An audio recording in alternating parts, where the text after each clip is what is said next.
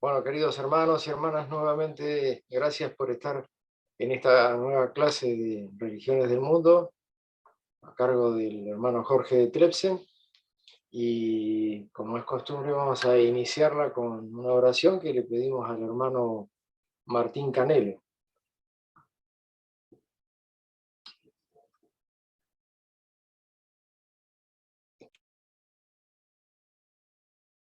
Permiso, hermanos. Padre Celestial, estamos agradecidos en esta noche por la oportunidad que tenemos de participar de esta experiencia. Te damos gracias por la oportunidad de conocer sobre nuestros hermanos que viven y sienten otra fe. Te pedimos empatía para poder entenderlos y poder extender manos de hermandad con todas las religiones del mundo. Te pedimos que en esta clase tu espíritu nos acompañe para ser edificados y también para encontrar guías para nuestra vida también. En el nombre de Jesucristo, amén. Amén. Muy bien, muchas gracias, hermano Canelo, por su oración, y le damos entonces el tiempo a nuestro maestro, el hermano de Trepsen. Bueno, muchas gracias, Fernando. Bueno, gracias por la oración también. El hermano Canelo es de ahí también, ¿no? De Comodoro Rivadavia. Le damos la bienvenida.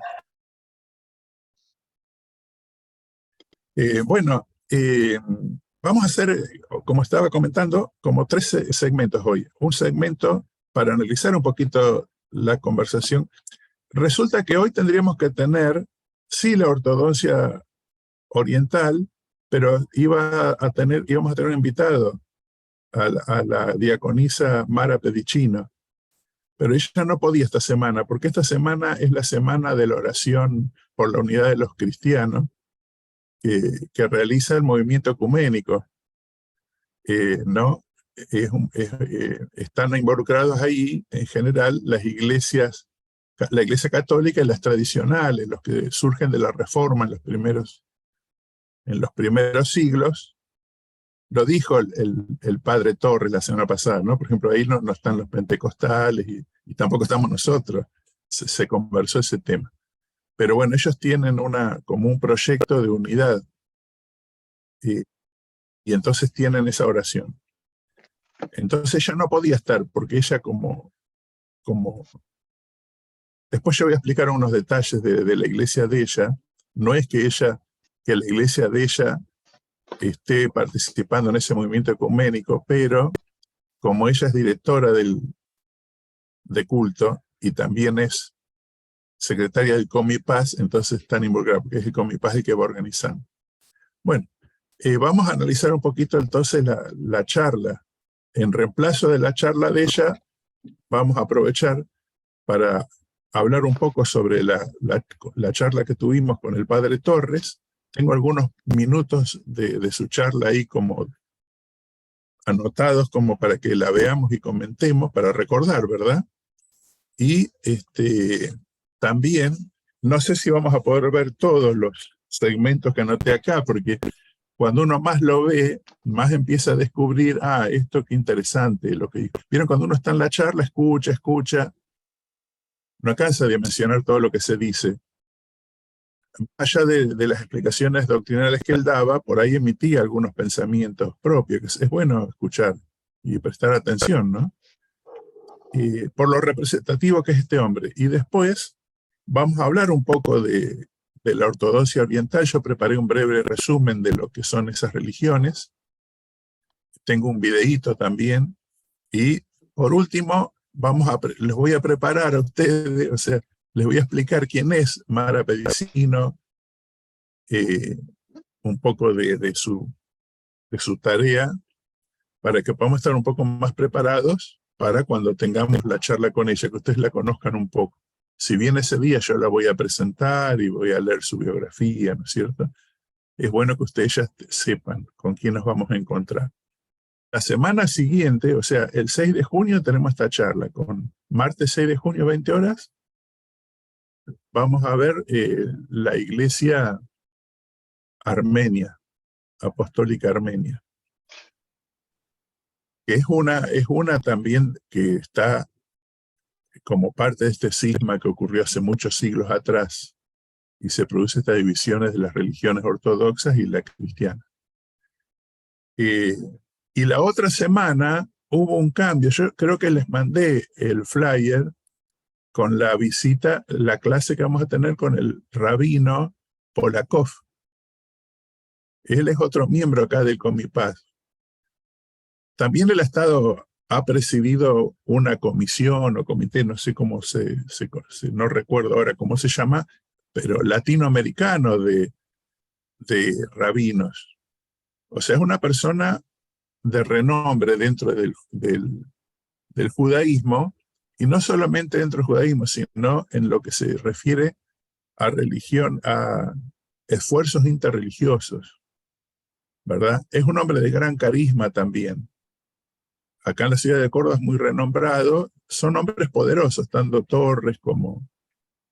Por eso en el sentido que son escuchados por los gobiernos y por la gente, ¿no? Si no, los gobiernos no lo escucharían. Y también son personas de renombre dentro de sus instituciones religiosas. Entonces es bueno escucharlos a ellos. Yo lo veo como un... Y creo que es la primera vez que ellos van a dirigirse, o se han dirigido, como el obispo Torres, a una reunión donde estamos todos nosotros, que somos solo miembros de la iglesia. Yo los he escuchado porque también he estado, como ha estado Guillermo, en reuniones de muchas religiones, especialmente la pandemia, pero en una reunión como esta, donde nos hablan nosotros, los miembros de la iglesia, especialmente los que estamos en comunicación, es la primera vez, creo yo. Por lo menos yo no. Para ellos es la primera vez, me refiero. ¿Me entienden? Para ellos es un momento diferente, o sea, y seguramente va a ser una experiencia que les va a ayudar a tener otra visión de nosotros, incluso aun cuando ellos nos estén hablando de su iglesia, ¿verdad? Pero el hecho de vernos a nosotros, escuchar, participar, hacerles preguntas. Yo creo que el otro día ya era un amigo, por lo menos mío, el obispo Torres. A Guillermo también lo conoce bastante, quizás lo conoce algunos de ustedes, pero creo que ahora tenemos un poco más de amistad con él, por decir así. Como cierto compromiso, ¿vieron? Mire, yo soy maestro desde muchos años, ahora me jubilé, pero el maestro indefectiblemente siente como una responsabilidad con los alumnos. Y en el momento que nosotros le pedimos que nos enseñe, se hace seguro, yo estoy seguro, él tiene en su mente y corazón la responsabilidad con nosotros que lo escuchamos, ¿verdad? Y eso es una cosa muy buena. Y va a pasar con todos estos que van a venir a visitarnos. Entonces, vamos a aprender de ellos, pero no tengan duda que la actitud que nosotros tenemos, como escuchas, como investigadores de su fe, como personas que queremos saber, ¿no? Vamos a tener una influencia en ellos también. Esto no sé si me puedo explicar bien, pero lo veo con mucha alegría que ellos participen. Así que primero quería preguntarles si ustedes tienen un concepto que quieran emanar de la experiencia que tuvimos la semana pasada. Si alguno de ustedes, uno o dos, podemos escuchar que quiera comentarnos algo. ¿Qué les pareció? ¿Qué les quedó de recuerdo de ese evento?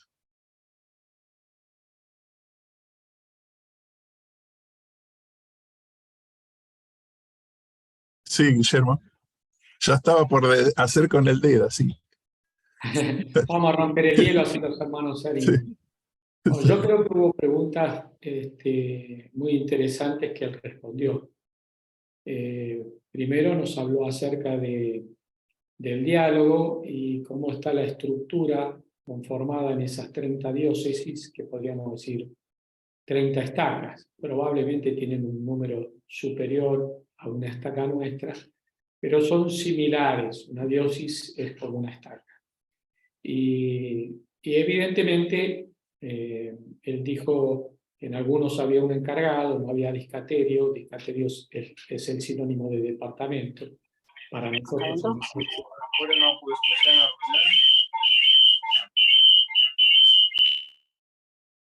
Sí, Y lo que sucedió ahí es que él dijo, hay un encargado, en algunos casos hay un equipo, dijo, habló de Cintia, yo hice la diplomatura en la Universidad Blas Pascal con ella, con Cintia, así que la conozco, en Neuquén, que antes había estado en Rosario.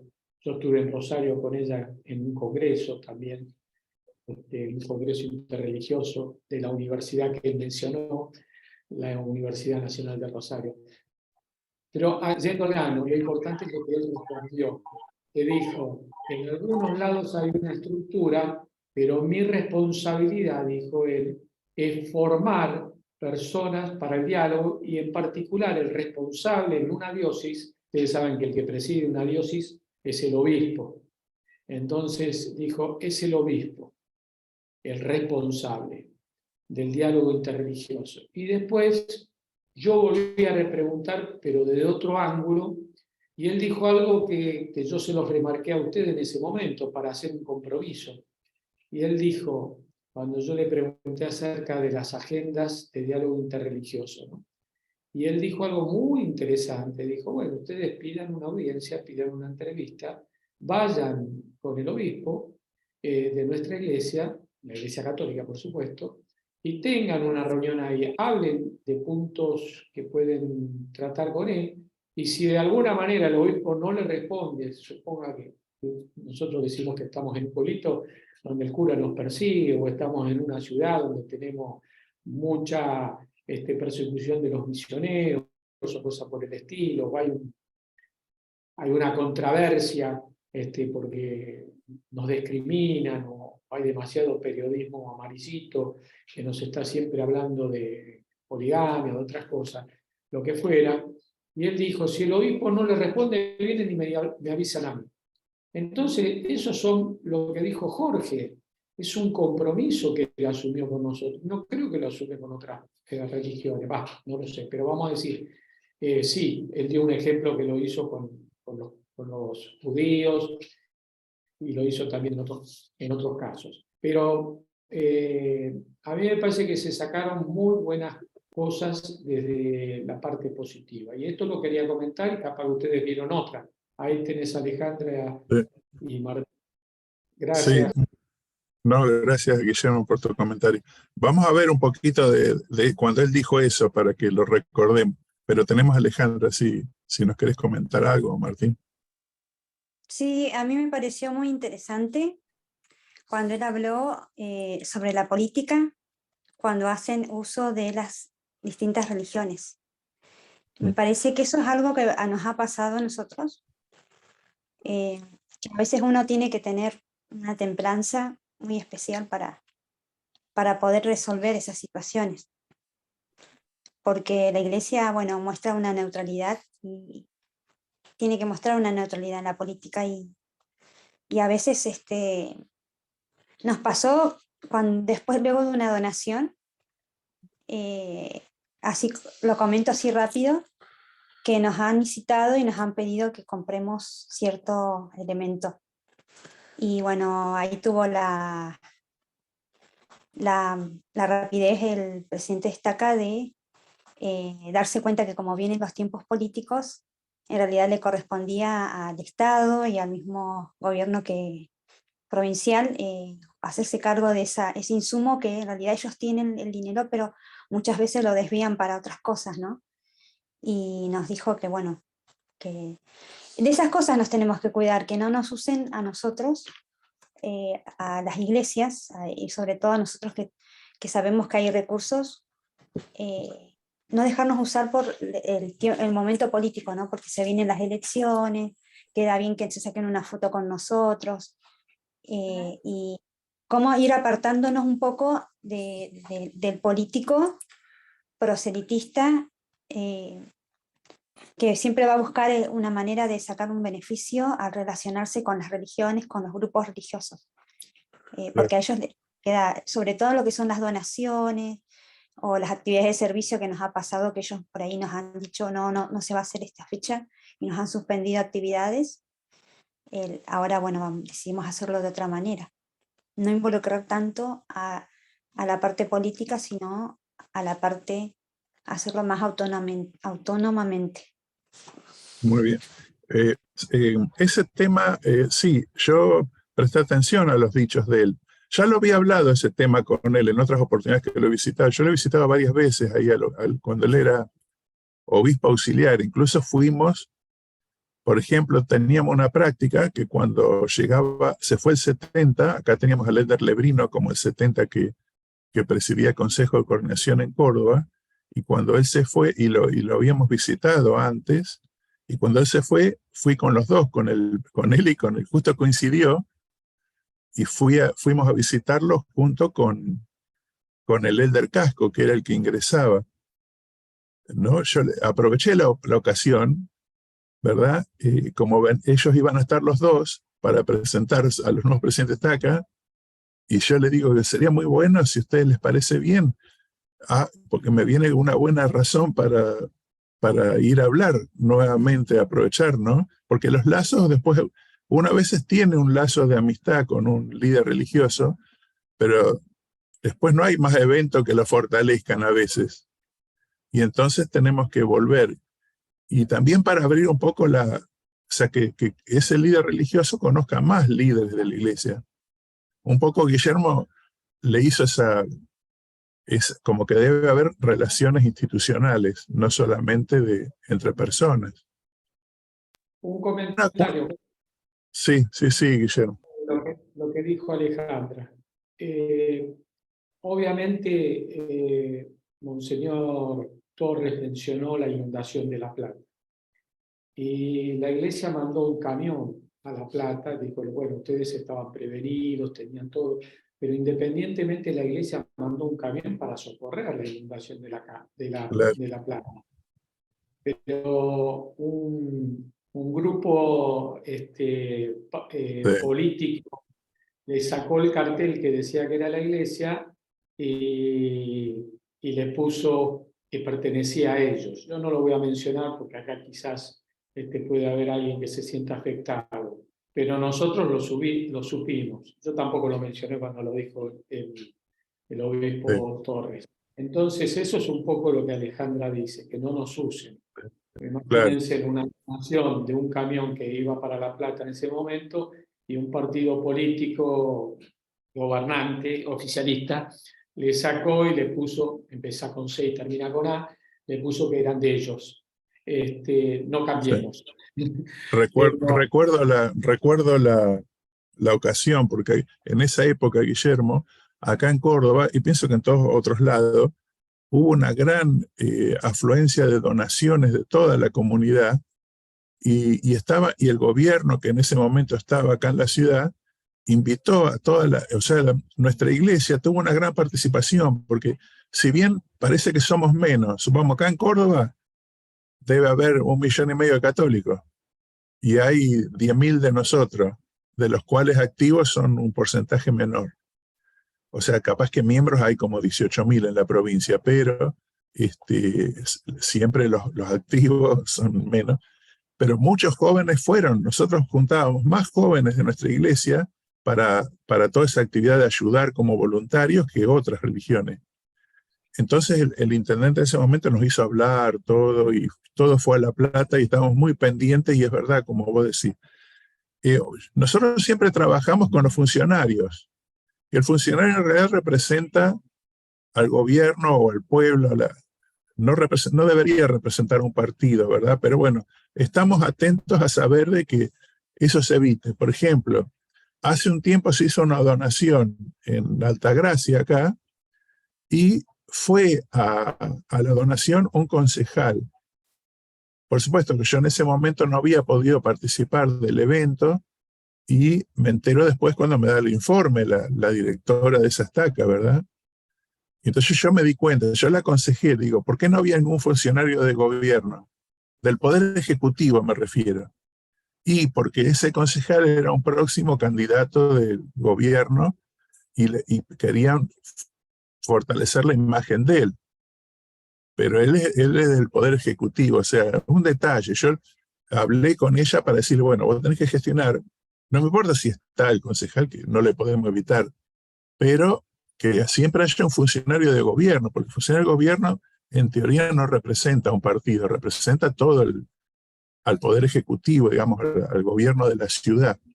Y cambie, venga el partido que venga, siempre son la misma posición, ¿verdad? Entonces, bueno, es cierto, hay que estar atento. Ellos acá, lo que pasa es que ellos consideran que el Comipaz es como que es libre, no está convocado por ninguna institución política. Surgió naturalmente y ellos lo han llevado adelante. De cualquier manera, esto es un comentario mío nada más, hermanos, o sea, es un pensamiento mío. De cualquier manera, el gobierno que está actual llamó a la secretaria de Comipaz como directora de culto, que es la que vamos a tener. Y eso es una maniobra, digamos, del gobierno para tener el Comipaz, porque el Comipaz, como tiene una opinión poderosa y entre comillas libre, y sagaces. Entonces ella navega entre dos mundos, ¿no? Entre su responsabilidad política, con el que le ha dado la oportunidad de ejercer una función pública, y su lealtad al Comipaz, digamos, a su visión religiosa. Desde el punto mío, nuestro es bueno igual, sea como sea, porque ese es el problema que ella tiene, porque ella, a diferencia de muchos otros directores de culto, tiene una visión más religiosa de su función, ¿verdad? O sea, siempre, y es una mujer bastante valiente, la van a conocer, y aunque esté metida en ese intríngulis, que yo les decía ahí, no sé si se usa la palabra intríngulis ahora, pero acá algunos grandes la conocen, el intríngulis, aunque tenga esa circunstancia así, digamos, difícil o desafiante, ella siempre va a defender a las religiones, no importa si son pequeñas o grandes. Y eso es un beneficio para nosotros. O sea, tiene una visión, porque ella es una religiosa, ¿verdad? Bueno, muy bien. Gracias por los comentarios. Vemos un poquito alguno, porque se nos va yendo el tiempo, ¿no? Como se va yendo. Vayan pensando ustedes, mientras yo les muestro algunos pequeños segmentos, vayan como recordando, porque vieron que uno cuando escucha tiene ciertos sentimientos, pero después se olvida. Pero es importante repasar. Aunque no tengamos otros repasos, supongamos la semana que viene vamos a escuchar a esta mujer que yo les digo. Y a la otra semana ya no vamos a poder repasar, vamos a tener que escuchar al rabino. Entonces ustedes, yo les aconsejo tener ese trabajo de volverlo a ver el video yo lo subo, lo edito lo mejor que puedo, a veces hay momentos que los corrijo cuando tengo tiempo, o sea, no lo cambio, pero le saco los momentos que estamos sin hablar o cosas así. Entonces, bueno, tienen ese recurso. Después yo voy a subir en un Drive y les voy a dar acceso a todos los materiales, porque a veces yo se los mando toda la semana, pero a veces lo tienen en el mail. Queda ahí, ¿no es cierto? Algunos los descargan, no todos saben cómo es el procedimiento, y bueno, lo descargamos en una parte de la computadora, con el tiempo se llena. En cambio, ustedes, si ya saben, tienen un enlace al Drive, entran y ahí va a estar todo junto. Ustedes también pueden hacer eso con sus propias cuentas de Google, ¿no es cierto? Si tienen una cuenta, pero yo les voy a dar esa facilidad y van a poder volver ahí a los documentos. Incluso ustedes lo pueden usar, porque muchos que nosotros, por ahí me estoy extendiendo en esto, pero nosotros que nos estamos capacitando, también somos capacitadores. O sea, es importante. Yo no digo que ustedes nos imiten a los que hemos sido maestros, pero tomen algunos de los elementos de nosotros que hemos usado para capacitar a sus consejos o a sus estacas cuando se dé la oportunidad, ¿no es cierto? O a sus líderes del sacerdocio, porque quizás van a ir a un encuentro con alguna institución religiosa Y el líder religioso y el líder sacerdocio no tiene conocimiento de nada de esa actividad. Entonces, nuestro deber, según el concepto que yo tengo, ¿no? El deber que tenemos como directores de comunicación es capacitarlo al líder sacerdocio para que él sepa con qué se va a encontrar. En alguna manera es protegerlo también, ¿no? Que él pueda manejarse con solvencia, que conozca los ritos, los costumbres, los saludos. Pero bueno, voy a pasar una pequeña, un pequeño, por lo menos el primer segmento donde él se presenta un poco cuál fue su contacto con la iglesia, ¿recuerdan?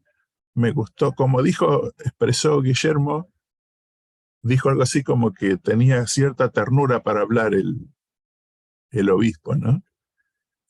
Nunca lo vi yo que estuviera a la defensiva con nosotros. Él habló nomás, o sea, un hombre experimentado, ¿no?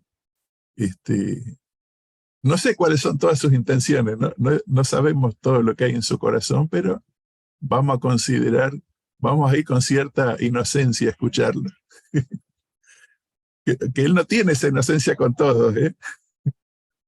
Bueno, miren, a ver.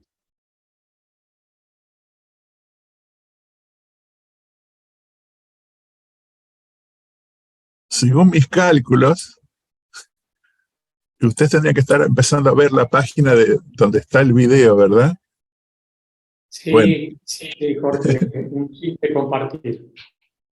Bueno, muy bien. Ahí lo vamos a ver. Primer segmento, unos segundos, unos minutitos. Avísenme si se escucha o no. Tendría que escucharse porque hice todos los clics que había que hacer. Incluso el que me dijo David la semana pasada, para optimizar video. Un simple compartir fraterno. Uno puede dar una clase con mucho género literario. A ver, esperen un poquito. Lo tengo. Sí, lo tengo rápido porque yo a veces no tengo tiempo, lo tengo que escuchar. Lo pongo rápido. Pasa que yo estoy acostumbrado, mi señora es de hablar así rápido, entonces lo pongo en todos los videos. Estoy habitual. A que no me escuche mi señora. Ahí está. Temática o hasta poética, si se quiere. Yo simplemente esta tarde me parecía importante compartir, y para mí lo más importante son las preguntas de ustedes que puedan sacar las dudas que ustedes tienen en el corazón. Entonces, esto que yo he planteado acá es como un simple disparador para que ustedes puedan hacer surgir las preguntas en todo caso, ¿no? Capaz que ya tienen un montón, pero allá vamos. Lo primero también quería como hacerles una presentación a mi modo, ¿no? Yo suelo decir de mí mismo que soy discípulo de muchas artes y maestro de ninguna, porque en realidad he tenido muchos servicios en mi vida personal y sacerdotal. No me siento maestro de ninguna, pero los hago con todo el cariño posible. Y haciendo un poco de memoria, mi vínculo con la Iglesia de Jesucristo de los Santos de los Últimos Días tiene, podemos decir, bastante historia.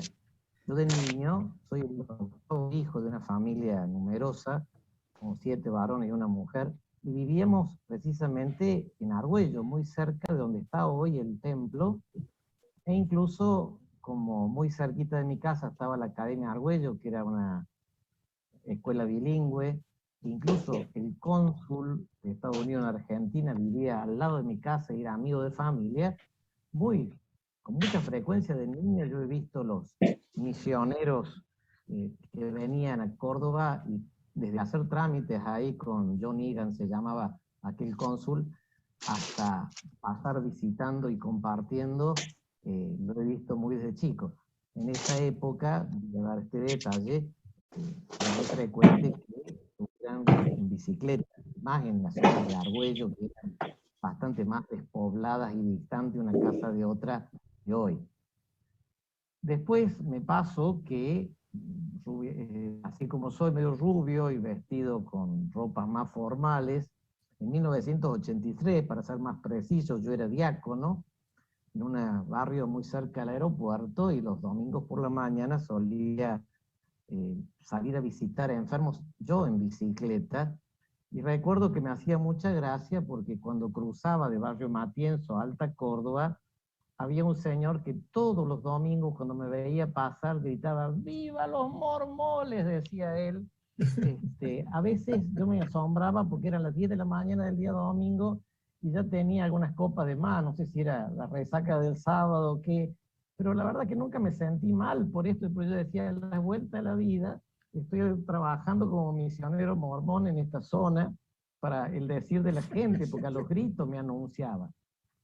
La verdad que yo lo he vivido con mucha alegría y sencillez a esto, y en mi vida sacerdotal, vamos a decir, los primeros años, yo vengo de una familia que tenía una capacidad de diálogo. Mi padre, en mi casa había amigos judíos, amigos de otras religiones. El socio de mi papá era un hombre que no profesaba ningún credo en su momento, lo que decimos hoy agnósticos, pero un hombre de una rectitud inmensa. Bueno, vengo de este ambiente, pero nunca imaginé que iba a dedicarme al diálogo interreligioso, que me iba a tener que abocar a estos temas, porque en Córdoba había quienes vivían esto con una pasión inmensa. Uno de ellos se llamaba Juan José Rigone. Bueno, esa primera parte contó la anécdota, Guillermo, que vos le pediste. Siempre que yo he estado con él y he llevado a alguien nuevo, le cuenta la anécdota. Siempre le cuenta la anécdota porque, bueno, marca su primer contacto, y bueno, viviendo cerca ahí de la academia. Yo vivo cerca también de ahí, conozco la zona. Pero bueno, él hace después todo un resumen, y en eso incluye muchas...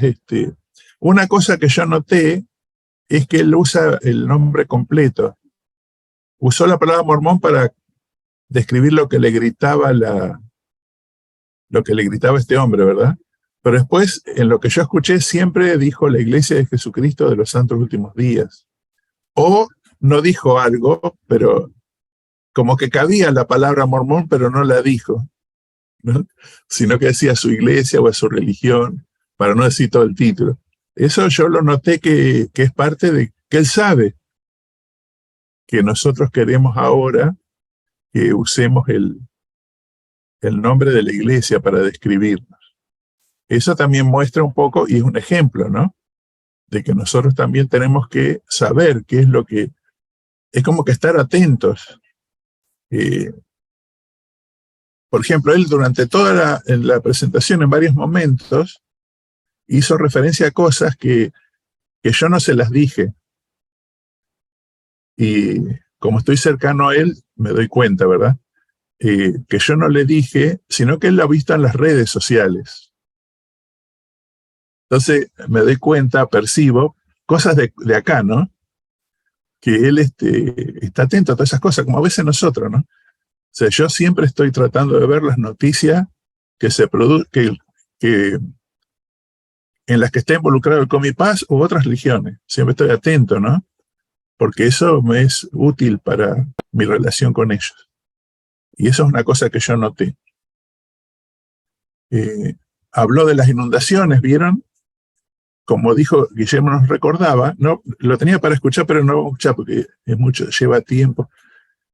Ustedes lo pueden repasar, pero él dijo que reconoció que nosotros estábamos muy preparados para enfrentar un momento como ese, crítico, y que ellos habían aprendido y nosotros no le enseñamos. Entonces ellos han visto, o sea, han prestado atención.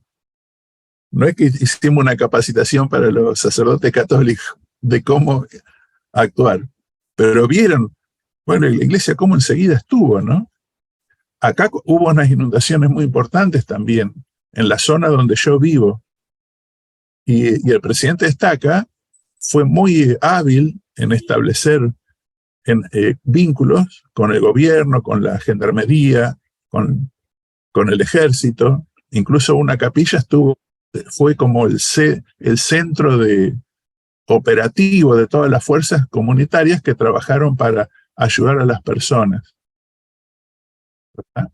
Y la iglesia hizo, bueno, fue en pocos días, había entregado, aparte de lo que nosotros podemos dar los miembros, había colchones, había frazadas, había agua mineral, ¿verdad? Entonces ellos observan estas cosas y bueno, también lo admiran. Entonces esos comentarios que él hizo de esas oportunidades fueron muy buenos. También comentó lo de los apóstoles. Una cosa que yo escuché, ustedes si quieren comentar algo, levantan la mano, ¿no? Si no yo agarro acá, no paro más. Una cosa que él nos enseñó cuando empezó a hablarnos de su iglesia es que parece ser que en el concepto de ellos el obispo es como un apóstol. Si bien ellos son como un presidente estaca, si queremos comparar diócesis con estacas, lógicamente que las diócesis son más grandes, porque ellos tienen 30 en el país, y nosotros tenemos más de 85, ¿no? Casi 100 estacas. Entonces, lógico que nuestros espacios geográficos son menores, ¿verdad? Son espacios más grandes. Él tiene muchas congregaciones bajo su cargo. Pero ellos de alguna manera se sienten, el obispo es como un cargo muy importante dentro de la Iglesia Católica y es casi independiente también, ¿verdad? Y de alguna manera ellos son como si fueran apóstoles, ¿no? Tienen como ese concepto, porque él lo dijo en algún momento, ¿no?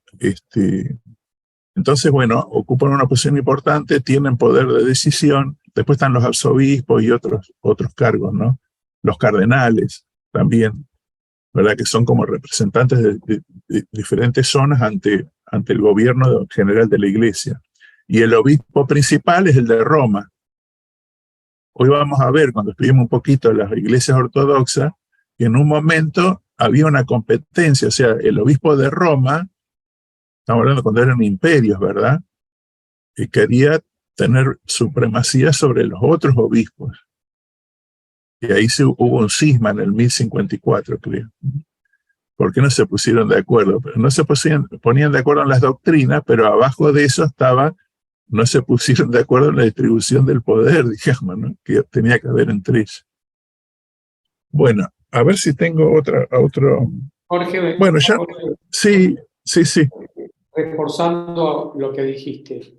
Él dijo en un momento, y para el interior de nuestra iglesia, las donaciones de sillas y todo esto que vos mencionaste, lo vieron.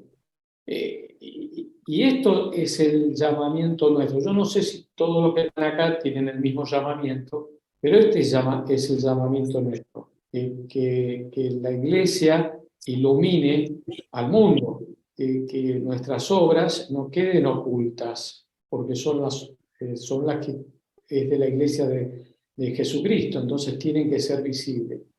Y otra reflexión importante de lo que vos dijiste es qué hacemos con este respeto que adquirimos al escuchar a alguien como Padre Torres. Yo considero que ustedes son líderes que tienen un testimonio fuerte y tienen la capacidad de escuchar estas charlas y aún más de relacionarse con otros religiosos.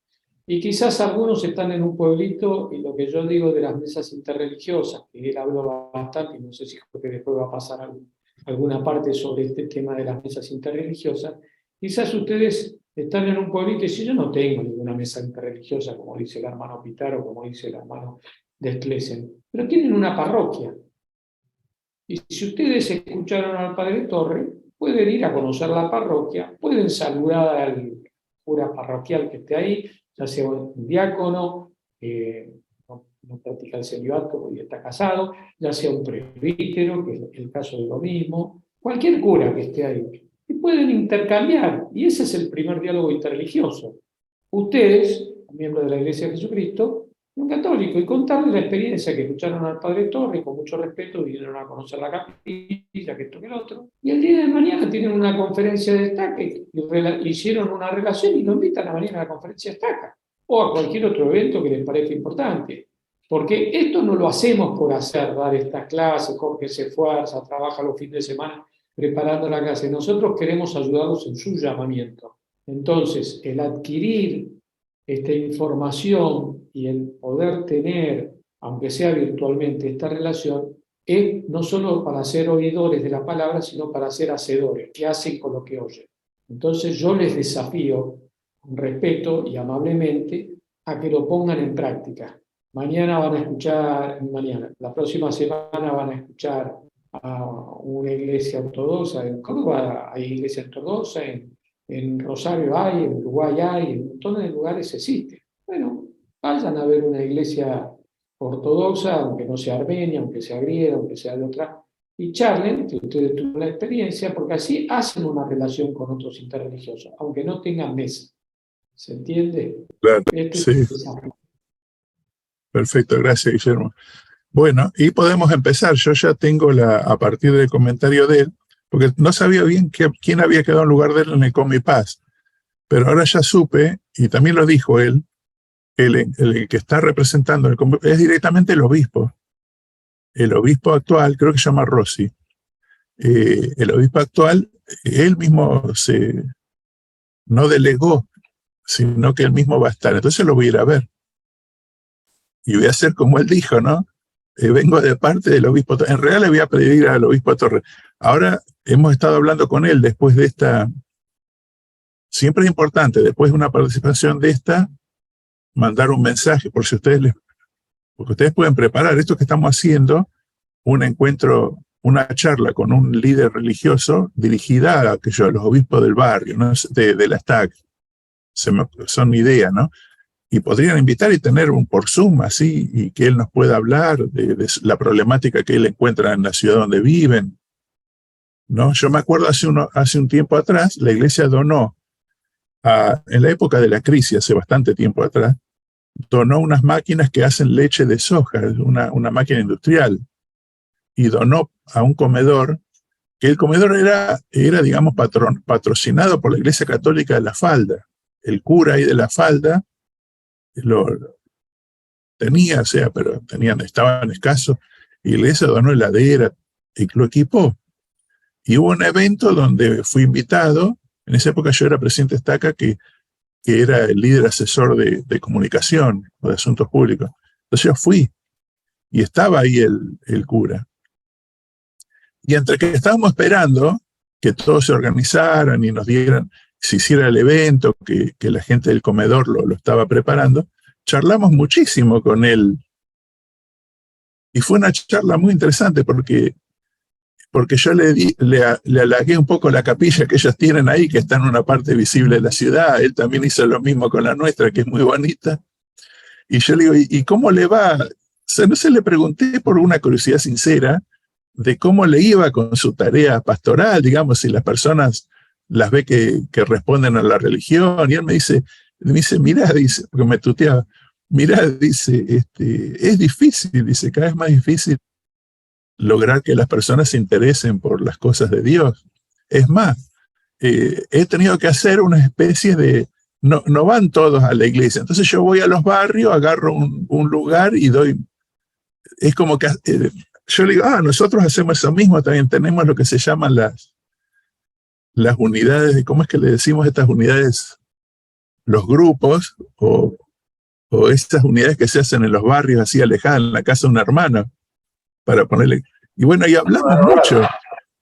Eso, la rama de hogar, Fernando, gracias. Y él me decía, nosotros le llamamos rama de hogares, lo que él hacía, ¿no? Y fue una charla, o sea, me hizo pensar, mira, que ellos tienen sus desafíos, y una ayuda como la que nosotros le dimos, le ayuda. Le ayuda también a cumplir su misión y genera cierto compromiso, digamos, de amor, no compromiso financiero, o sea, porque le hemos ayudado. En ese sentido somos como Cristo, ¿no? Que Él bendijo, sanó a todo tipo de personas. Yo tengo acá una meta que con el tiempo cada obispo o presidente de rama tenga contacto con los religiosos que hay en su área. No necesitamos depender de una gran estructura, pongámosle Comipaz acá, ¿no? en una ciudad de casi 2 millones de habitantes, ellos no pueden hacer todo. Está bueno tener esa estructura y trabajar juntos, porque si queremos hacer una actividad de servicio o algo multi-estaca, bueno, la podemos hacer juntos y movilizar mucha gente y ellos. Nosotros tenemos la gente probablemente, y ellos tienen los medios. O sea, tienen los medios de comunicación, tienen la injerencia en la policía, ¿no es cierto? Cualquier cosa que organicemos podemos tener, pero también en los lugares pequeños. O sea, por más que un lugar sea pequeño, que parece que no tiene la estructura, se pueden empezar estas relaciones con otras religiones. Podemos visitar al pastor del barrio, podemos visitar al sacerdote que mire, él contó que cuando una cosa que recuerdo que contó el padre Torres, cuando él fue trasladado, casi toda su tarea como párroco fue acá en Córdoba. O sea, como no salió. Y esta es su primera vez que él sale de Córdoba, ¿verdad? Y entonces él manifestó cuando estuvo hablando con nosotros que sintió feliz de que el rabino a los días lo fue a visitar. No sé si ustedes se acuerdan, que dice hizo 400 kilómetros para irme a visitar, porque él no había podido estar en la ordenación, cuando él lo ordenaron obispo de Rafaela. Y él fue desde Córdoba hasta Rafaela. Y él lo aprecia eso, o sea, crea lazos. Bueno, esos días yo no viajé, ¿no es cierto? Pero lo llamé a él. No, o sea, le mandé un mensaje y un audio, y nos estuvimos mandando audio, pero porque yo pensé, le puse yo a él en el audio, ¿cómo estaba? Le pregunté, porque estaba realmente interesado en saber cómo estaba, porque quizás ya se sintió solo, ¿verdad? Conociendo, la Iglesia Católica tiene muchos compromisos. Si bien él no quiere que lo use en la política o algo, pero se manejan en ese ámbito. Y cuando llegan, el intendente del lugar le recibe, le hace honores, tiene eventos y participa, y los políticos van a los tedeums y todo. O sea, tienen un trabajo grande y navegan en esas aguas y a veces están solos. Entonces yo lo llamé para decirle cómo estaba, ¿no? Y yo creo que esos son pequeños detalles que cualquier persona lo puede hacer. O sea, cualquier líder de una rama pequeña puede ir a visitar, siguiendo el consejo y más bien el desafío que nos hizo Guillermo, de visitarlos y ver cómo están. Capaz que necesitan una mano amiga, ¿no? O alguien que los escuche, como cualquier persona. Porque no es una estructura tan compacta como la nuestra, ¿verdad? De la soledad del líder, pero tenemos un líder que nos va a escuchar en cualquier posición que nos encontremos. Y trabajamos mucho en unidad y en consejo. Hay cosas que tenemos nosotros que son, yo cuando más conozco las religiones, más me admiro, ¿no? De las cosas que nosotros tenemos en la iglesia, ¿no? Y también más a veces me solidarizo o soy solidario con ellos que no tienen. Jorge, bueno, sí, Jorge, nosotros, sin ser el número que es la Iglesia Católica, indudablemente somos 16 millones, pero los judíos también son 16 millones. Sí. Pero fíjense qué presentes que están, qué considerados que están, qué visibles que son. Entonces, nosotros deberíamos mirar eso y también tratar de ser tan visibles como son los judíos, que tienen la misma cantidad de judíos como nosotros de miembros, y ellos son en cualquier parte del mundo, son muy visibles, son tan presentes, son invitados. Y bueno, yo creo que si tuviera algo para hacer un dibujo de que nos podemos imaginar qué podemos hacer, yo diría que deberíamos mirar eso y tratar de que nuestra iglesia sea tan visible como son los rabinos, los judíos y la iglesia, la comunidad judía en la comunidad. Nada más. Sí. Gracias, Guillermo. Yo pienso que, miren, como para dar mi posición de maestro, ¿no?, de este curso, que tenemos que aprender. Yo pienso que la fuerza de ellos radica en que estudian, se capacitan, lógicamente están dedicados ellos a veces full time a esto, ¿no? El mismo obispo Torres dijo, él fue sacerdote después de 7 años de preparación. ¿verdad? Nosotros no vamos a estar, pero es como una carrera universitaria, ¿verdad? Se preparan, estudian, y entonces, lógicamente, después tienen todos los elementos y también la confianza, el conocimiento, porque nosotros a veces es un problema de confianza, Guillermo, que lo que hace que no, yo una vez le dije acá, creo que les comenté a ustedes, a la directora de culto, ¿no? Había ido al Comipaz y en los diarios decía las religiones de la ciudad, y yo le digo, la felicito, siempre le pongo me gusta, todo, le hago un comentario positivo, pero después le dije, tienen que invitarnos a nosotros. Yo digo, ¿cuántas? Así le dije en broma, ¿no? Le digo, ¿cuántas mezquitas hay? 2, me dice. ¿Y cuántas sinagogas? 2. ¿Y sabe cuántas hay de nuestra iglesia? Le digo, hay 42. Y no estamos ahí en la reunión, yo le digo. Y me dice, sí, tenés razón. Dice, lo que pasa es que el gobierno piensa que nosotros representamos a todo. Le digo, bueno, yo puedo estar sentado atrás, no queremos gloria, pero a veces queremos opinar, porque tenemos nuestra gente, vivimos en la misma ciudad, y por ahí nuestra opinión puede ser importante, incluso en momentos. Por ejemplo, yo quiero trabajar en defensa civil.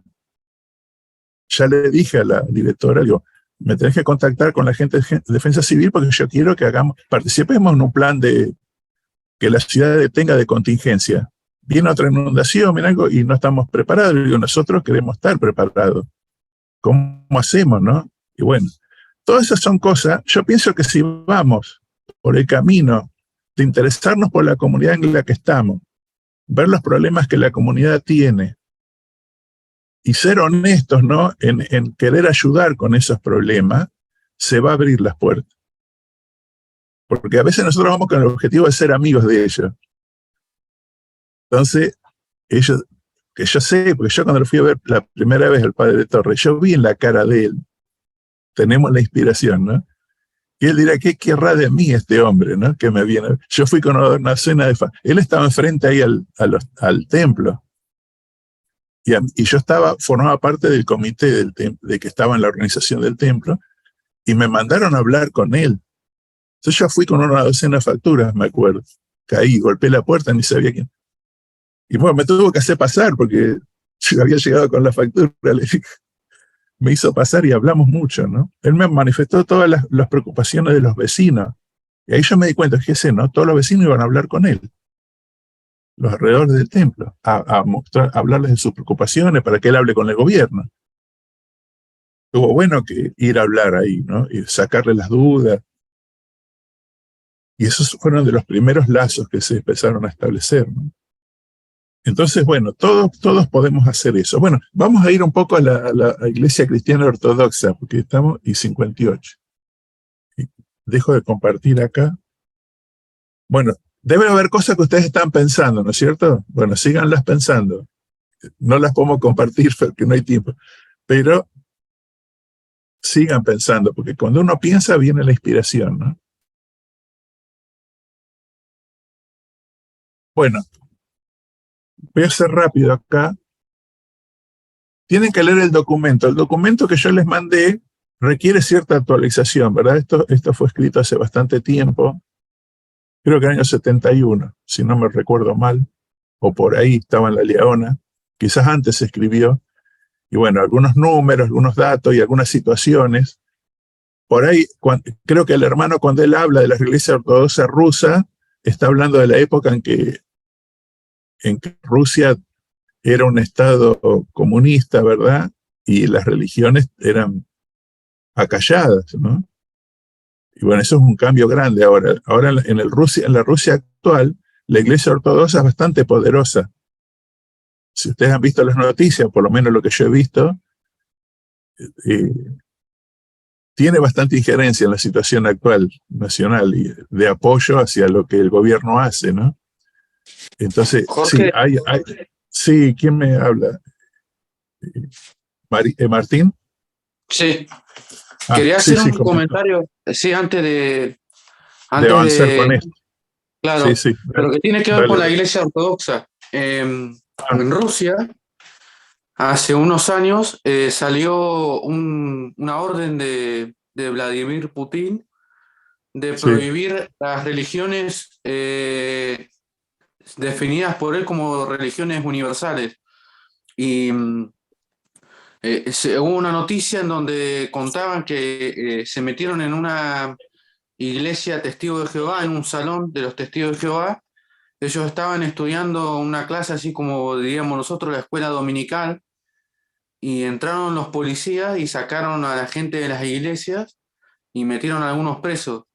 ¿Por qué hago este comentario? Porque la iglesia ortodoxa rusa es parte de la historia de los rusos y está siendo utilizada por él, por el presidente, como una herramienta de imponer un discurso, como que la iglesia representa el nacionalismo y todo lo que tenga que ver con lo que no tenga que ver con Rusia son enemigos.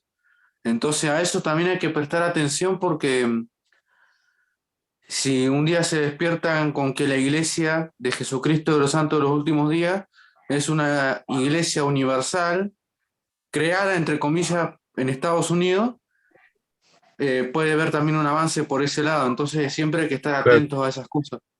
Sí. Hay que ser amigo del patriarca ahí. Bueno, gracias, Martín. Sí, yo he escuchado mucho de eso. Y bueno, vamos a ver un poco de la Iglesia Ortodoxa. Pero le vuelvo a repetir, aunque el discurso requiere ciertas actualizaciones, está muy bueno. O sea, sí, imagino que lo han leído, pero es una buena fuente.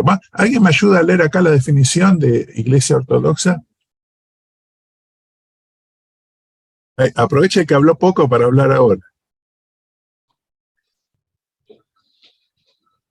La Iglesia Ortodoxa, formalmente llamada la Iglesia Católica Apostólica Ortodoxa, es una confesión cristiana cuya antigüedad tradicionalmente se remonta a Jesús y a los 12 apóstoles, a través de una sucesión apostólica nunca interrumpida.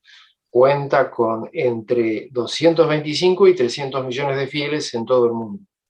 Claro, ahí en el documento decía muchos menos. Pero bueno, incluso hay que ver si este dato está actual. Pero no son poca cosa. Generalmente no tenemos aquí,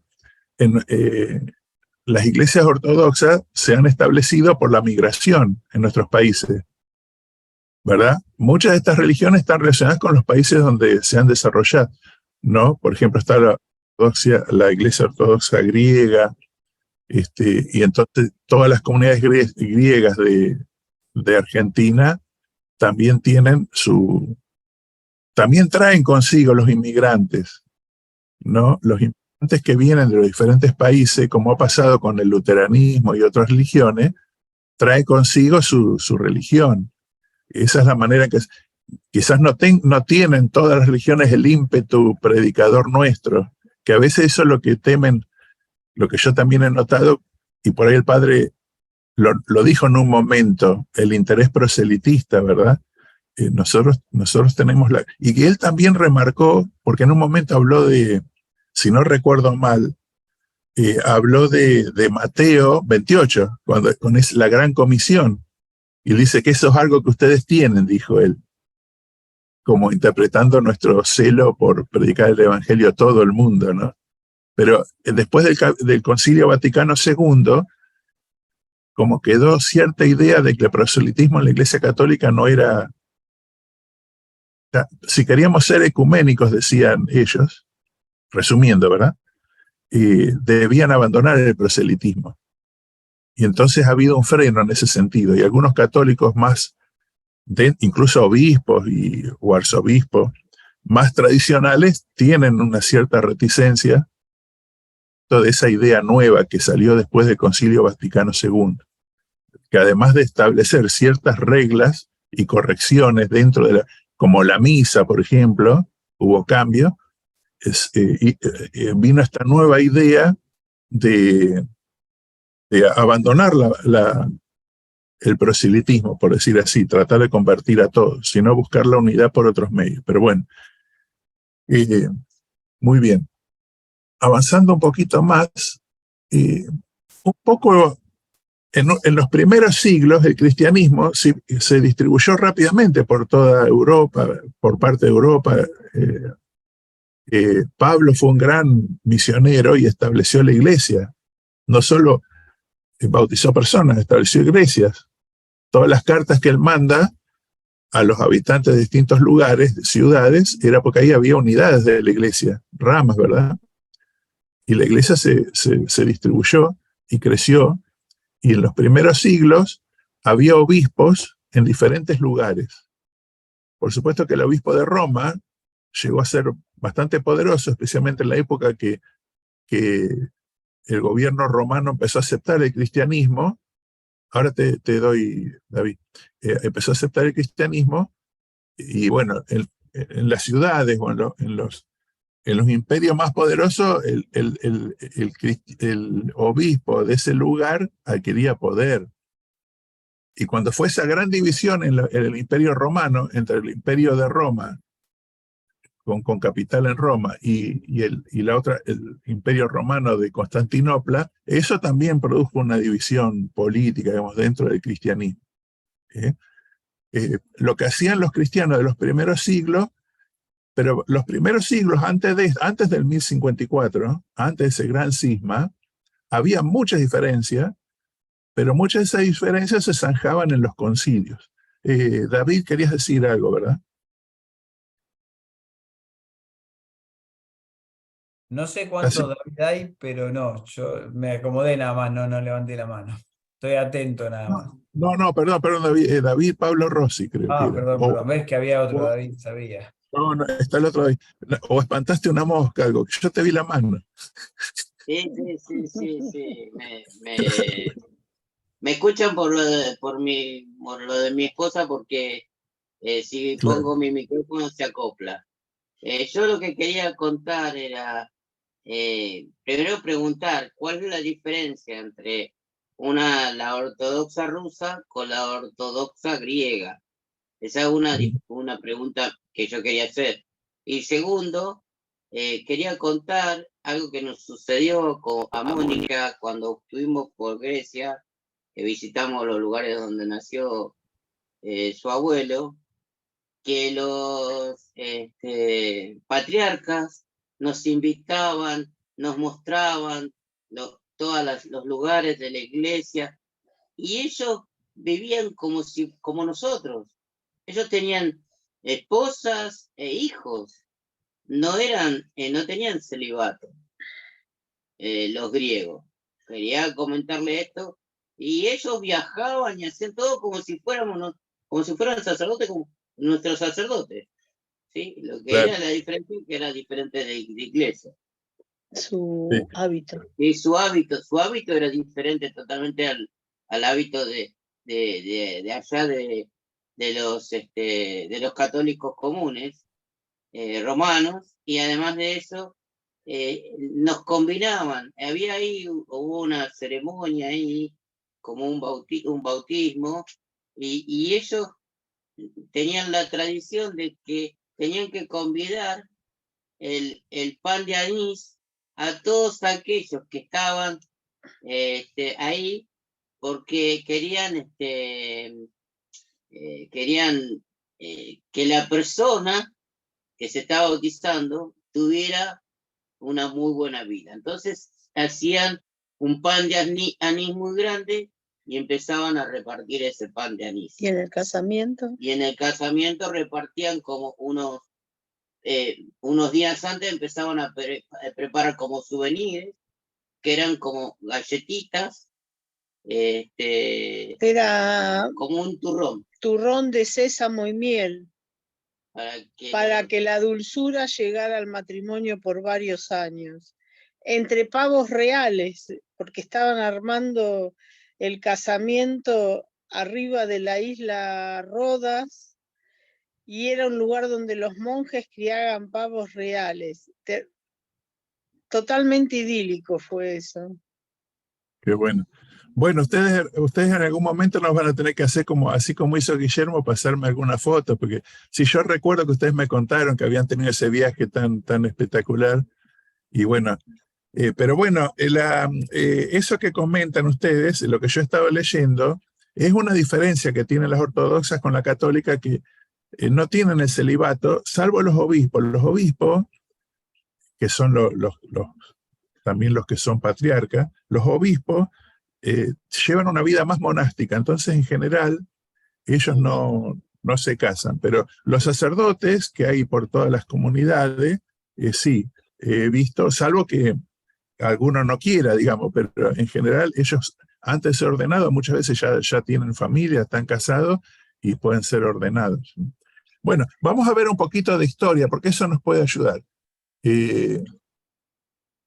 Tengo este video, pero se los voy a mandar porque no estamos con el tiempo. Dura 8 minutos, es mucho porque yo quiero hablar un poco de la visita de la que tenemos la semana que viene. Ya estamos 21 a 11. Yo se los mando el video. Ustedes vean lo que es un resumen de la historia, ¿verdad? Pero acá hay como un calendario que también se los voy a mandar. A veces estos gráficos son muy ilustrativos porque uno se lee un artículo y es difícil incorporar la información, salvo alguno que esté habituado. A veces las personas están habituadas a leer mucho y hacen gráficos que te resumen. Pero acá hay un gráfico del calendario que ustedes lo pueden después ver mejor, pero ha habido distintos concilios. Los concilios eran reuniones de todos estos obispos o delegados de todos los lugares donde estaba el cristianismo, y entonces, por ejemplo, el de Nicea 325, el de Constantinopla 381, el de Efeso 431, después de Jesucristo. En esos años se hicieron esos concilios. A veces había algunos, yo leí, me acuerdo cuando hicimos el curso, Guillermo, viste este curso en la Blas Pascal, que hablabas vos, yo lo hice, ahí estudiábamos muchísimo, no era así una clase como es, tuvimos varios meses estudiando y mucho material, pero yo leí muchísimo ahí, no es que no recuerdo todo, me ha formado un poco, pero recuerdo que a veces en estos concilios, alguno era como considerado apóstata y chau, te mandaban los soldados, o sea, se arreglaban, había violencia a veces como resultado, pero aún así mantenían cierta unidad. Por ejemplo, el 451, le hago especial atención, el de Calcedonia, no fueron los de la iglesia armenia. Y después nunca más fueron. Ahí como hubo una separación previa en el 451 entre todas estas iglesias ortodoxas, la iglesia católica, que todavía no se decían ortodoxas, eran obispos de todos lados, ¿no? En esos años. No fueron y tenían cierta disidencia porque estaban en guerra, creo. Y bueno, y Armenia fue el primer país que adoptó el cristianismo como nación. O sea, el primer país que adoptó el cristianismo. En otros lugares había cristianismo, pero no tenían no era la religión de todo el Estado. Más adelante ocurrió eso, ¿no? Pero ellos siempre lo ven como un logro a eso. El hecho de que no hayan estado en los otros concilios, ustedes van a ver cuando la escuchen a Mara, si ella prepara lo mismo que yo ya le he escuchado, porque estuvo en una clase de instituto que yo le invité, si prepara lo mismo, van a ver que tiene muchos rasgos de los ritos de ellos que se asemejan mucho a algunos ritos nuestros, pero del templo. Presten atención. Porque en la católica y en la iglesia cristiana ortodoxa van a ver muchas cosas del templo, pero que ellos lo han unido a la liturgia común. Es como si hubieran unido las cosas del templo con las cosas sacramentales nuestras. Lógicamente, con muchísimas menos cosas, muy variado, pero por ejemplo, yo recuerdo cuando era chico en la iglesia católica las mujeres usaban un velo, ¿verdad? Ahora no se usa más, pero en una época se usaba un velo, cuando yo era chiquito, ¿no? O sea, hace muchos años atrás, y eso es un resabio de nuestra ordenanza del templo. Y van a ver que yo les digo para que ustedes se acuerden cuando lo escuchen, que ellos, cuando hacen el bautismo, también hacen una unción que es muy similar a lo que nosotros hacemos en el templo. Van a ver. Yo les digo para que lo escuchen. Entonces, yo pienso que ellos en alguna manera han mantenido ciertos ritos porque no se desviaron tanto al no estar en los concilios que vinieron después, que agregaron cosas y hicieron cambios a la liturgia, etcétera, ¿no? O sea, es interesante, ustedes lo van a ver y van a saberlo apreciar. Pero la iglesia armenia está muy cerca ahora de la iglesia católica. Acá en Córdoba es notorio, o sea, en los movimientos ecuménicos entre la iglesia católica y las iglesias reformadas o protestantes está un poco más atrás que en su avance, ¿no? Que quizás entre la iglesia católica y la iglesia armenia y algunas ortodoxas, porque muchos de sus ritos son similares. Entonces, fíjense que muchas iglesias protestantes no tienen esta visión de que hay que tener la línea de autoridad. ¿Vieron cuando habló el obispo que él dijo que, no sé si recuerdan, pero él dijo que ellos tratan de tener, como decir, bueno, a este le ordenó a este, hasta Pedro, y Pedro a Jesucristo. Y yo me acordaba en nuestra línea de autoridad que tenemos. Entonces hay muchas cosas en las que compartimos, incluso el tema del sacerdocio, ¿no? Muchas iglesias cristianas, evangélicas, eso no, por ahí tiene sacerdote, hasta apóstol tiene, pero no es el mismo grado que nosotros le damos, ¿no? Como importancia dentro de lo que es las ordenanzas, la expiación. Pero bueno, después en el siglo XVI y XI, que sería en el 1054, hubo un gran cisma. También fue un poco ese cisma por cuestiones de doctrina, pero también fue por cuestiones políticas, ¿no? Creo yo que en esa época es cuando la Iglesia Católica empieza a afirmarse mucho en el Imperio Franco. Me acuerdo creo que estaba Alejandro Magno, no me acuerdo si era él, y entonces había una cercanía ahí, y lógicamente los del oeste, los del este, perdón, los de la Iglesia Oriental, vio como peligrosa esa unión, ¿no? Política entre lo que era el Imperio Romano y el Imperio Franco. Bueno, y hay algunas otras historias ahí que estuve leyendo que, bueno, ustedes pueden investigar. Pero ahí yo les voy a pasar este cuadrito y muestra ahí los distintos, digamos, resultados de esos concilios, las cosas que se agregaron. Hay algunas diferencias, a ver si lo tengo acá. Bueno, este es de los países, también se lo voy a mandar. Son datos estadísticos, digamos, que a mí me gusta ver, porque ahí está diciendo en qué país, cada país, aunque hay una iglesia ortodoxa en ese país, a veces tienen ellos ciertas singularidades, ¿verdad? Depende cuánto tiempo la iglesia se estableció en ese país o en esa región. Entonces van a ver. Pero entonces quizás tenemos, no está solamente la iglesia ortodoxa griega, también está la iglesia ortodoxa de Jerusalén, ¿verdad? De Antioquía. O sea, hay muchas iglesias ortodoxas, está la iglesia ortodoxa rusa, todos tienen sus patriarcas, ¿no? Pero ellos tienen lo que se conoce como el mayor de los pares, o una expresión similar, que es el obispo de Constantinopla. A ver si lo tengo acá.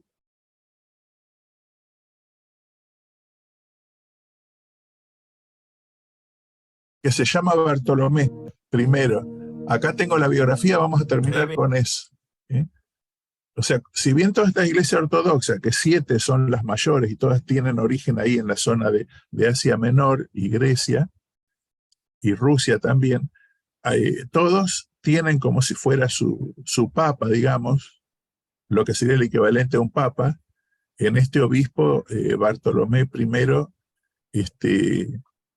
que ahora vamos a ver un poquito de su historia para que ustedes sepan. Entonces, también tengo un documento, estoy achicando acá, tengo un documento que les voy a mandar, a pesar de que ustedes tienen ahí a ver, espere que voy a compartir, de que yo les mandé ese documento, acá yo preparé ¿lo están viendo ahora? Doctrina. ¿Lo ves, David? Bueno, sí, perfecto. Sí, bueno, acá hay algunas diferencias. Ustedes van a ver qué piensan ellos sobre la salvación, No es, son diferencias con la Iglesia Católica y también con nosotros, ¿no es cierto? Pero es bueno que ustedes sepan qué piensan de la Trinidad. Tiene una diferencia ellos entre lo que piensan. Eso fue un punto de conflicto entre la Iglesia Católica de Roma y las demás. Lo que ellos piensan de la Trinidad. Si bien piensan, creen en la Trinidad, pero es diferente. La tradición, esto es un detalle muy interesante que me llamó la atención. Ellos creen en las escrituras, por cierto, pero reconocen que las escrituras no eran manuales de instrucciones. Que justamente lo que yo siempre he dicho cuando hablamos de los evangelios, no son manuales de instrucciones, no dicen cómo se maneja la iglesia, son cartas con algunas instrucciones, pero no dicen todo, ¿verdad? Nosotros recibimos revelación para saber cómo se gobiernan los quórumes del sacerdocio, tuvimos que recibir instrucción adicional, ¿verdad? Pero ellos manejarían mucho conocimiento de esas cosas que se fueron pasando por tradición, le dan mucho valor a la tradición. No solamente las escrituras, por eso lo que pasó en los concilios para ellos es como sagrado, porque ahí es donde se decidía cómo se debía manejar la iglesia, y ellos consideran que eso, aunque por ahí había una batalla impresionante cada vez que se reunían para los concilios, pero en general ellos consideran que lo que surgía del concilio venía de Dios, ¿no? Y entonces ellos le dan muchas, además de las escrituras. En cambio, cuando vino la reforma, Lutero decía, no, solo la escritura. ¿Me explico? Solamente vamos a confiar en lo que la escritura dice. Esa es una diferencia que ellos tienen. Pero ustedes lean este artículo porque ahí explica la diferencia. Después tenemos la jerarquía. Acá está explicado cómo, y este es el Bartolomé que yo les digo, y acá está explicada toda la estructura que ellos tienen, cómo se relacionan entre las distintas religiones, ¿verdad? Así que se los voy a mandar para que ustedes lo estudien. Pero quiero hablar un poquito de, a ver si cierro acá, dejo de compartir y vuelvo a donde estaba.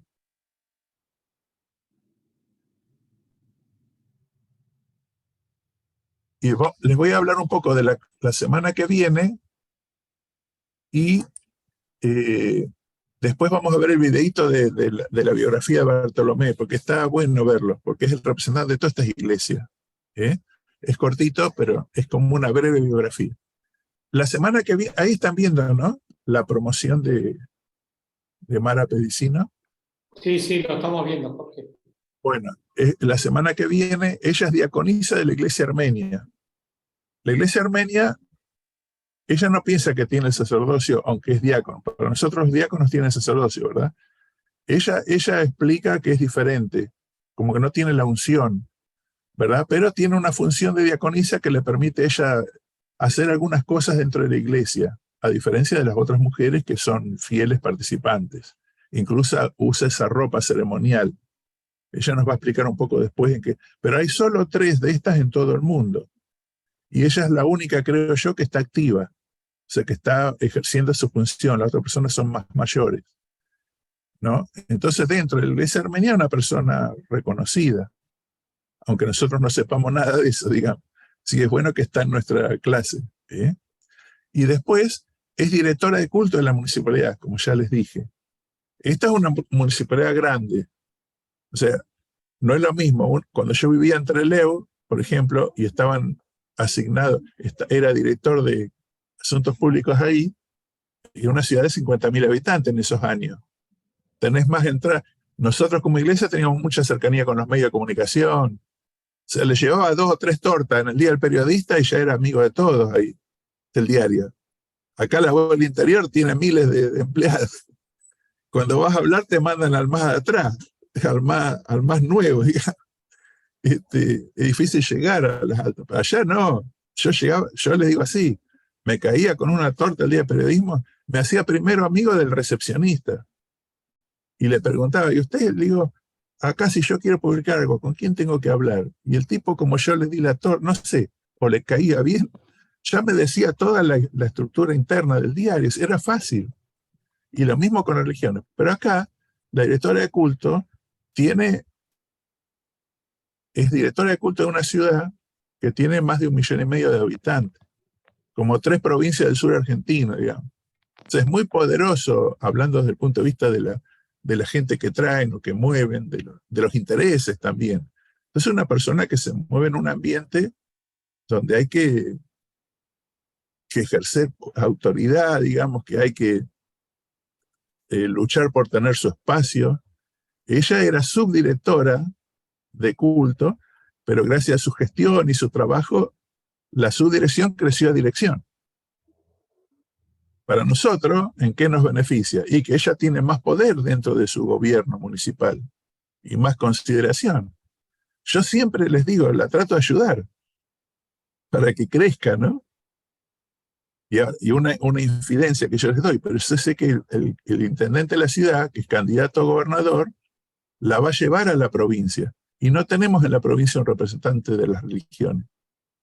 Ahí hay un director de relaciones institucionales que tiene todas las instituciones. Y no tiene a su cargo a alguien que pueda encargarse de las religiones, lo hace él. Por lo tanto, tenemos poco trabajo ahí, o sea, poca llegada porque no da abasto con todas las cosas que tiene. Pero la va a llevar a ella, entonces, buenísimo, ¿no? Como el Señor nos va poniendo al lado de las personas que después pueden ayudarnos en otras cosas. Entonces, bueno, y ella es secretaria del Comipaz, que es la mujer que tiene la voz, que representa a la mujer, ahí en ese grupo interreligioso. Van a ver que ella tiene cierto sesgo feminista, no sé si decir sesgo queda medio fea la palabra, tiene cierta formación feminista, de cualquier manera, porque ella, los primeros días que yo la estaba conociendo, tuvimos un Zoom, y yo le presenté a todos los presidentes TACA, pero antes de presentarle a los presidentes TACA, para que ella conozca, ¿no? Como un resumen de cómo es nuestra iglesia, y después un día la invité a conocer el templo y todo eso, lo que ella puede conocer, y el hostal acá, y mientras estamos haciendo la recorrida me dice, noto que hay pocas mujeres en la estructura de gobierno de su iglesia, me mandó Entonces yo sigo hablando con ella, todo, pero claro, fuimos a ver al presidente del templo, estaba con la esposa, y los consejeros estaban con la esposa. Fuimos a ver el hostal del templo, el hostal acá, y nos acompañó el hermano Piblado, que es el registrador del templo, con la esposa. Fuimos a ver al presidente de misión, estaba con la esposa, y yo estaba con la esposa, con mi esposa, ¿no? Y ella había ido con la que es directora de género acá, para que vean, ¿no? Y entonces en un momento cuando íbamos saliendo, él le sorprendió, dice, pero ustedes están siempre con su esposa, ¿no? Me dice, me tendría que haber casado con un mormón, me dice. Que es separada, ¿no? Y la otra hermana, la otra mujer que era directora de género también, están solas las hermanas.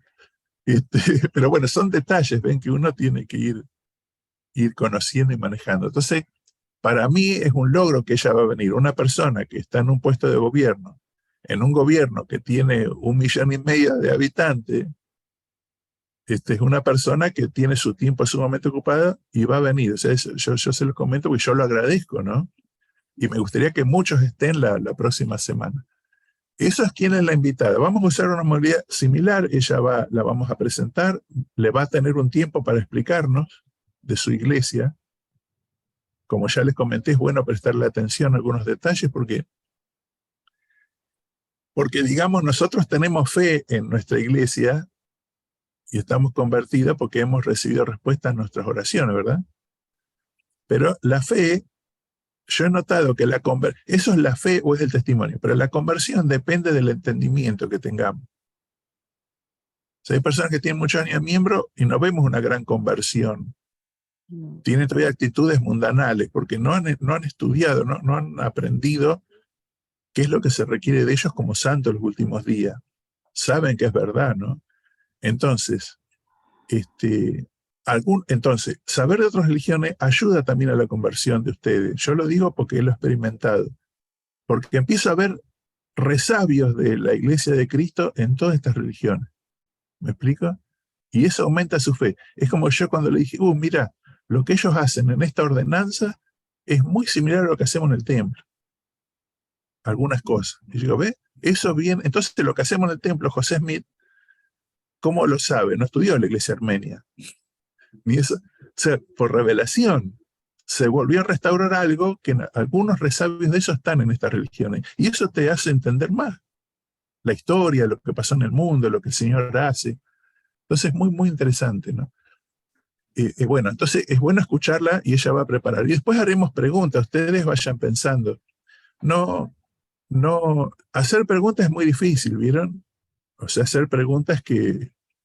Yo he estado en una mesa sentado con los apóstoles, cuando estaba en la misión, y nos decían antes de ir al almuerzo, bueno, háganle preguntas. Y yo, ¿qué le pregunto a un apóstol? Es como si, ¿qué le voy a preguntar? Algo de manual. Porque, digamos, una pregunta puede revelar que yo no sé, no estudié, digamos, entonces nos quedamos todos callados.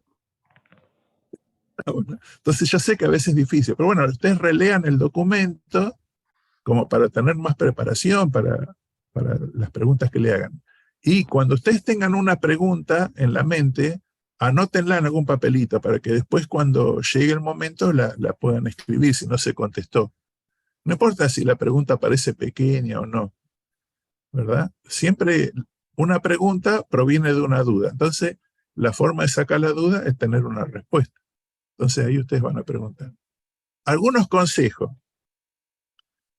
Hay muchos de ustedes que yo veo acá que tienen la cámara apagada, ¿no es cierto? Es natural, o sea, porque a veces no estamos en el lugar que queremos estar, qué sé yo. Por ahí estamos almorzando, a mí me ha pasado muchas veces, yo estaba en una reunión y estaba almorzando, me pago la máquina, la cámara, no puedo ver. Pero yo quisiera que en estos eventos donde hay un invitado, ellos los puedan ver. Entonces ustedes pueden prepararse, ver si tienen si no pueden tener la cámara, no importa. Pero si pueden prepararse para tenerla, ¿no? Pedirle ayuda a alguien que les ayude, cómo acomodarla. Lo mejor siempre es acomodar la cámara o el celular de forma que se vea toda la pantalla esté lleno de donde ustedes están. Como está Guillermo, por ejemplo, estoy yo. Algunos sistemas les permite borrar el fondo. Por ejemplo, yo ahora estoy en mi habitación, no quiero que vean mi habitación. Me vengo acá porque es el lugar más privado por ahora de la casa. No dejo yo que nadie entre a mi habitación, salvo mi esposa. Porque hemos tenido muchos hijos y los hemos tenido que educar, ¿no? Y aunque son grandes ahora, tenemos la misma costumbre. Pero bueno, no quiero que me vean el fondo porque tengo todo colgado mal ahí. Pero lo puedo borrar, ¿vieron? Ya veo que no se ve borrado, lo veo yo. Bueno, entonces, pero si no, ustedes pueden buscar un lugar donde puedan poner un fondo, poner algo, acomodarlo si ustedes quieren. Yo me pasaba con institutos, yo a veces los maestros de seminario me decían, los chicos no muestran la cámara. Y digo, bueno, pero algunos chicos no quieren mostrar su casa, su intimidad, digamos, está bien, lo dejemos, mientras que ellos participen. Pero sería bueno que para estas que vienen invitados, los vean. Por otro lado, la cámara, yo cuando edito el video, vieron que el video no es igual que como ustedes ven. Cuando ustedes ven el video, por un lado está la cámara, se muestra lo que yo muestro en compartir pantalla. Por otro lado hay una imagen del que habla. Por ejemplo, esta imagen se graba aparte, el zoom. Y me larga 3 videos. Entonces yo con esos 3 videos armo, edito. Cuando los que tienen la cámara apagada nunca aparecen en el video donde aparecen todos ustedes, ¿no? Entonces siempre parece que son los mismos, o que son poquitos los que están. Entonces ellos no se enteran. Por ejemplo, el padre Torres habrá pensado que habíamos 10 o 12 y habíamos 34. Entonces cuando ustedes prenden la cámara, el video va guardando más imágenes. Y yo puedo acá mostrar las otras que no se ven, digamos. O sea, puedo ir moviendo y me hace una mejor edición, digamos. Son detalles, ustedes son libres, ¿no? Pero si podemos ir mejorando eso es mejor, porque en el futuro podemos tener más eventos. Ustedes mismos van a tener que hacer eventos como estos, que son sencillos de hacer, ¿no? Y tener un invitado, como yo les dije hoy, si ustedes quieren capacitar a sus obispos en su estaca y están de acuerdo con el presidente estaca o el consejero asignado, tener un invitado para que hable de la... Invitar al obispo o a un sacerdote para que nos cuente la problemática a todos los obispos, ¿verdad? Como una forma de capacitación de nuestro liderazgo, y ustedes van a tener que organizar y tener ahí, preparar la reunión, y el obispo que tenga pueda ver a todos. Entonces eso es importante ir aprendiendo. Pidan ayuda, siempre hay personas a su alrededor que los pueden ayudar. Entonces esos son algunos consejos que yo les doy. No sé si Guillermo querés dar algún consejo o algo. No, de la yo reunión. creo que dijiste todo, Jorge. Lo importante es prepararse antes, habiendo leído algo, y escribir las preguntas de una forma clara, sencilla, que siempre empiezan con un cómo, qué, cuándo, y que no son una explicación, sino que son una pregunta sencilla, genuina, directa. Si las preparan y las responden, la van tachando. Si las tienen preparadas, porque les surgió la duda cuando les llega un material o algo así, la podrán formular, la podrán escribir en el chat, o no sé lo que va a disponer Jorge, pero la tienen preparada. Yo creo que eso es fundamental para que una buena pregunta se adquiere una buena respuesta. Entonces, Sí. si no hacemos preguntas, no tenemos ninguna respuesta, y si hacemos mala pregunta, tenemos mala respuesta. Creo que es la clave. Y la pregunta siempre manifiesta interés. Bueno, muy bien, eso. Entonces, terminamos ahora con el video que les había dicho, y ya después vos, Fernando, das fin a la reunión. Yo solamente antes de ver el video quiero compartir, ¿no? Yo lo he hecho de alguna manera. Tenemos la práctica de compartir el testimonio al final nosotros siempre, pero uno testifica todo el tiempo. Yo en alguna manera todo el tiempo le he estado diciendo lo que pienso y lo que siento, pero que es muy importante lo que estamos haciendo. Yo le agradezco mucho que ustedes estén acá presentes. Siempre requiere cierto esfuerzo, dedicar tiempo, cierta concentración y preocupación. Yo entiendo el valor de lo que estamos haciendo, ¿no? Y trato de prepararme lo mejor que puedo. Aunque soy un instructor, he trabajado para el sistema educativo muchos años y soy bastante docto en nuestra doctrina, pero no en otras religiones. He aprendido con el tiempo, pero también debo reconocer que no tenía tanto interés como me ha despertado aquel primer curso que hice en la Blas Pascal, y todo el énfasis que se le ha estado dando desde el Consejo de Argentina a nuestra relación con otras religiones. Es buena la relación con la política y la estamos estableciendo, pero es importante establecer, porque la política no va a defender la libertad religiosa muchas veces. O sea, incluso a veces desde la política puede venir que se nos quiera coartar la libertad religiosa, porque las leyes, lo que decía recién Martín, que pasó en Rusia, fue iniciativa de una diputada que ellos tenían, que también nosotros no podemos predicar el evangelio allá. Los misioneros son como misioneros de servicio, digamos, tipo voluntarios, pero no pueden hacerlo libremente. O sea, siempre estamos a una ley de perder ciertas libertades, ¿verdad? Y entonces, si estamos unidos a las iglesias, como la pandemia, que alguna vez nos decías vos, Guillermo, podemos trabajar juntos para protegernos. Así que necesitamos tener una relación también más personal, ¿no?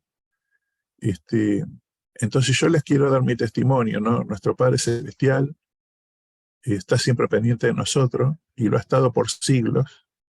No es que ha habido periodos donde no se ha interesado en sus hijos, pero ha tenido que ser paciente para que las naciones se preparen para recibir la verdad. Y al fin eso se ha logrado. Y todavía hay muchas cosas por delante para lograr. Y digo esto en el nombre del Señor Jesucristo. Amén. Terminamos con el video y ya después Fernando. Breves biografías. Bartolomé I, Su verdadero nombre es Dimitrios Argondonis, nacido el 29 de febrero de 1940.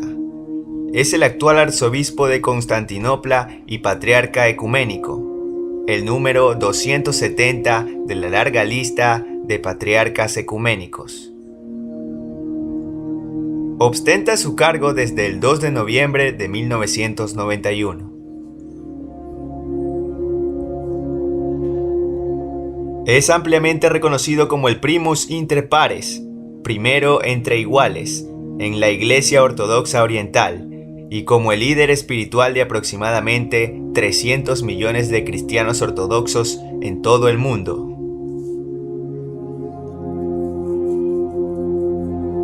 Hasta el momento, el mandato de Bartolomé I se ha caracterizado por la cooperación intraortodoxa, el diálogo intercristiano e interreligioso, así como por visitas formales a líderes católicos, católicos antiguos, ortodoxos y musulmanes, que rara vez habían sido visitados previamente por un patriarca ecuménico.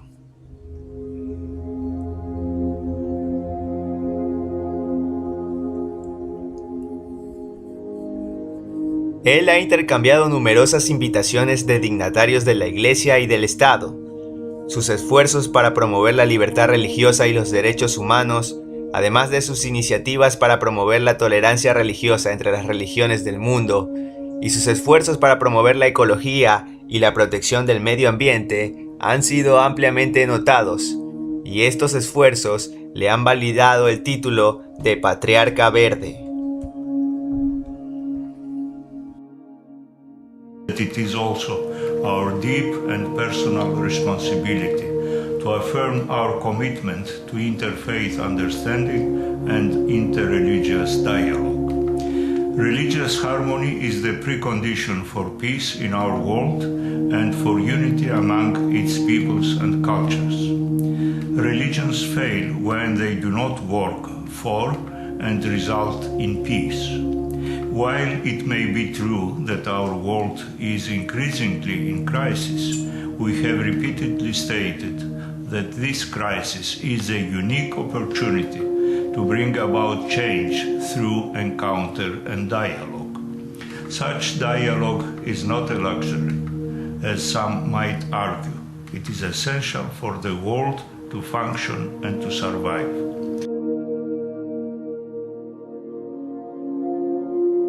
Suscríbete al canal para más contenido como este.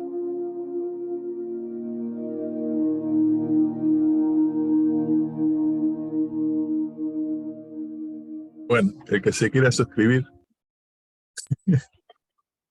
Bueno, ya le voy a mandar todo entonces. Gracias, hermanos. Fernando. Bueno, muchas gracias, Jorge.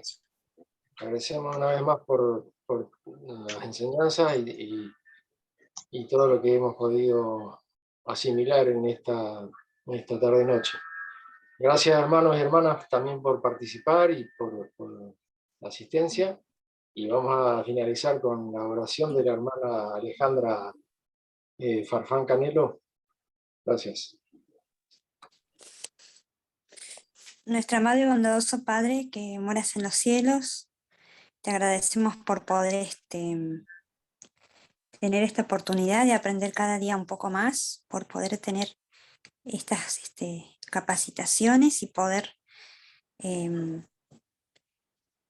entender un poco más, ejercer la empatía y poder comprender aún más sobre la fe de las demás personas y las diferentes religiones. Bendícenos para que tu Espíritu nos guíe en nuestros esfuerzos cotidianos por poder establecer lazos con las diferentes religiones. Bendice a nuestros maestros y bendice a las personas que son de las diferentes religiones para que puedan de alguna manera trabajar en conjunto con nosotros. Te damos gracias por este día, por poder tener un hogar, por poder tener tu evangelio y por poder conocer cada día un poco más. Y estas cosas las compartimos en el nombre de Jesucristo. Amén. Amén. Amén. Muchas gracias, hermano. Amén. Gracias a ti, Jorge. Hasta la próxima Chao. semana. Chao, hasta Gracias. luego, gracias. Chao, chao, chao.